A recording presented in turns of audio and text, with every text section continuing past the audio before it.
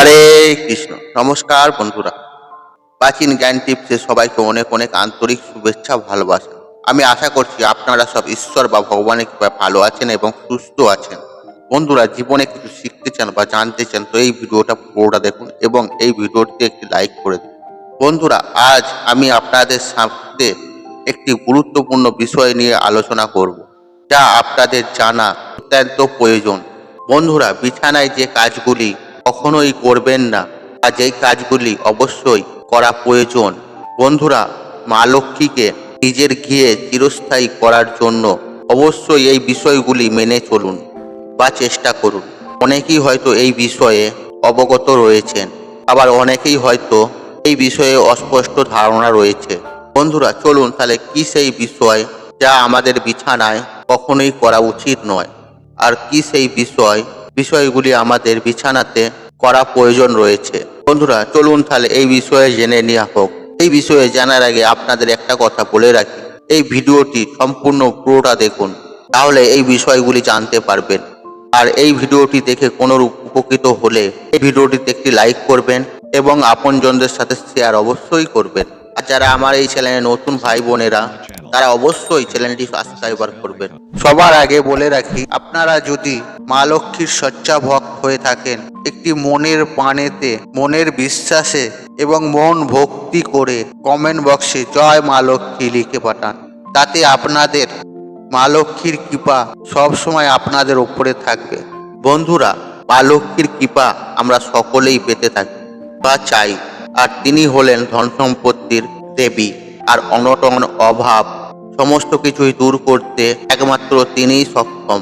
আর এই মা লক্ষ্মীকে গৃহে চিরস্থায়ী বেঁধে রাখতে আমরা সকলেই চাই, কিন্তু আপনার কিছু কুঅভ্যাস এই মা লক্ষ্মী আপনার গৃহে ত্যাগে অন্যতম কারণ হয়ে ওঠে। আর এই সমস্ত কুঅভ্যাস শুরুমাত্র আপনার গৃহে থেকেই মা লক্ষ্মী বিতাড়িত হবে তাই নয়, আপনার এই কুঅভ্যাসগুলির জন্য আপনার এবং আপনার পরিবারে স্বাস্থ্যহানি, রোগ ব্যাধি এবং তার পাশাপাশি নেগেটিভ এনার্জি তৈরি করে, যা বাড়িতে একটা বাস্তুদোষ তৈরি করতে সৃষ্টি করে। হ্যাঁ বন্ধুরা, চেষ্টা করুন এই সব কুঅভ্যাসগুলি পরিত্যাগ করতে। সবার প্রথমে যে বিষয়টি বলবো তা হলো, যখন আপনি বিছানায় ঘুমাতে যাবেন তখন কিন্তু ভুল করেও, মহিলাদের উদ্দেশ্যে বলা হচ্ছে, চুল খুলে রেখে বিছানায় কখনোই ঘুমোতে যাবেন না। এই অভ্যাস যা রয়েছে তার অত্যন্ত খারাপ অভ্যাস, এবং এই অভ্যাস গৃহে নেগেটিভ শক্তি তৈরি করে এবং গৃহের অমঙ্গল বার্তা বয়ে নিয়ে আসে। বিশেষ করে আপনার সন্তানের এই কুঅভ্যাসগুলি ক্ষতিকর হতে পারে, তাই অবশ্যই এই কুঅভ্যাস পরিত্যাগ করুন। বিছানায় শোয়ার আগে কখনোই চুল খোলা রেখে ঘুমাতে যাবেন না। দ্বিতীয় যে বিষয়টির কথা বলবো, অনেকেই হয়তো এই বিষয়টি জানেন, তা হলো বিছানায় কখনোই আহার করবেন না। এটি অত্যন্ত একটি খারাপ অভ্যাস, আর এই অভ্যাসটা সচরাচর প্রায় দেখা যায়। সকালের ব্রেকফাস্ট বলুন বা দুপুরের লাঞ্চ বলুন বা অথবা রাত্রের ডিনার, কখনোই কিন্তু বিছানায় খাবেন না। তবে অসুস্থ ব্যক্তিদের ক্ষেত্রে এই নিয়ম কিন্তু প্রচলায়। আপনি সুস্থ রয়েছেন অথচ বিছানায় খাবার খাচ্ছেন, তা কিন্তু অমঙ্গলের বার্তা বয়ে নিয়ে আসে, এবং সেই গৃহে কখনোই কিন্তু মা লক্ষ্মী অবস্থান করে না। তাই এই কুঅভ্যাস যদি থাকে, চেষ্টা করুন এই কুঅভ্যাস পরিত্যাগ করতে। 3 নম্বর বিষয়টির কথা যে বলবো সেটি হলো, বিছানার পায়ের একদম কাছাকাছি এবং মাথার একদমই কাছাকাছি কোনো আলমারি বা শোকেস এই জাতীয় জিনিসপত্র রাখবেন না। ঘরে যদি জায়গার অভাব থাকে তাহলে বিছানা থেকে 1 হাত বা 2 হাত দূরত্বে এই আলমারি বা শোকেস সমস্ত কিছু আপনারা রাখতে পারেন, কিন্তু বিছানার সামনে গা ঘেঁষে বরাবর এইসব জিনিসপত্র কখনোই কিন্তু রাখবেন না, যা বাস্তুশাস্ত্রের অত্যন্ত অশুভ বলে মনে করা হয়। 4 নম্বর যে বিষয়টি হলো সেটি হলো, আপনি বিছানার পাশে কখনোই জুতো বা চপ্পল এই জাতীয় কোনো বস্তু কখনোই রাখবেন না, কারণ এই সমস্ত বস্তু থেকে অত্যন্ত নেগেটিভ এনার্জি ছড়ায়, আর এই নেগেটিভ এনার্জি থেকে বাড়িতে রোগ ব্যাধির প্রভাব বৃদ্ধি পায় এবং তার পাশাপাশি গৃহে অশান্তি লেগে থাকে। 5 নম্বর যে বিষয়টির কথা বলবো তা হলো, অনেক সময় আমরা কিন্তু এই ভুলটা করে থাকি। আর সেটি হলো আমরা অনেক সময় বিছানায় তলায় টাকা পয়সা বা সোনা দানা রেখে থাকি।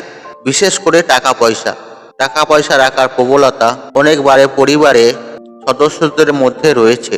আর এই বিষয়টি কখনোই কিন্তু করবেন না। বিছানার তলায় কোনো ধরনের আপনি টাকা পয়সা বা কোনো মূল্যবান জিনিসপত্র এইসব সামগ্রী বিছানার নিচে কখনোই রাখবেন না। এতে কিন্তু অনেক প্রকারের নেগেটিভ এনার্জি তৈরি করে এবং পরিষ্কার পরিচ্ছন্ন রাখাই সব থেকেই ভালো। তাই বিছানার তলাটি সবসময় পরিষ্কার পরিচ্ছন্ন রাখা উচিত। কখনোই ভুল করে সেই বিছানার নিচে টাকা পয়সা, গয়নাগাটি বা মূল্যবান কাগজপত্র কখনোই রাখতে যাবেন না। এতে মা লক্ষ্মী অত্যন্ত রুষ্ট হন এবং তিনি সেই গৃহ ত্যাগ করেন। 6 নম্বর যে বিষয়টির কথা বলবো সেটি হলো বিছানায় আপনি শুদ্ধ বা পরিষ্কার পরিচ্ছন্ন জামা কাপড় গুছিয়ে রাখবেন না। বিশেষ করে যে জামা কাপড় আপনি পুজোতে বসেন বা পুজো দেন, সেই পুজো দেওয়া জামা কাপড় কিন্তু বিছানায় কখনোই রাখবেন না। 7 নম্বর যে বিষয়টির কথা বলবো এবং শেষ যে বিষয়টির কথা বলবো সেটি হলো আপনারা বিছানায় বসে আপনারা কখনোই চুল বা মাথা আঁচড়াবেন না। এটি অত্যন্ত খারাপ প্রভাব পড়তে পারে। এই ধরনের কাজ গৃহের রোগ ব্যাধি যেমন সর্বদাই বয়ে নিয়ে আসে, অন্যদিকে মা লক্ষ্মীও সেই গৃহে স্থান লাভ করেন না। তাই কখনোই বিছানায় চুল আঁচড়াবেন না। বন্ধুরা, আপনারা কখনোই এই বিছানায় বসে এই কাজগুলি আপনারা কখনোই করবেন না। এই কাজগুলি আপনারা সবসময় এড়িয়ে যাবেন। বন্ধুরা, তাই আজকের মতন বিদায় নিলাম। আশা করি ভিডিওটি দেখে উপকৃত পেয়েছেন। তাহলে এই ভিডিওটি একটি লাইক করুন, একটি কমেন্ট করুন, একটি শেয়ার করুন এবং বন্ধু বান্ধবের সাথে শেয়ার অবশ্যই করুন। মনে রাখবেন, আপনার একটি শেয়ার অনেক মানুষকে উপকৃত করে তুলতে পারে। আর একটা ভালো জিনিস শেয়ার করা একটি ভালো কাজ। আর আপনি যদি আমার চ্যানেলে নতুন হয়ে থাকেন তাহলে চ্যানেলটি অবশ্যই সাবস্ক্রাইবার করুন এবং পাশে থাকা নোটিফিকেশনটি অন রাখুন, কারণ এই রূপ নিত্য নতুন ভিডিও সবার আগে দেখার জন্য। আপনি এবং আপনার পরিবার এবং আপনার বন্ধু বান্ধব ঈশ্বর বা ভগবানের কৃপায় সুস্থ থাকুন, ভালো থাকুন এবং নিরোগ থাকুন। জয় মা লক্ষ্মী, জয় মা লক্ষ্মী।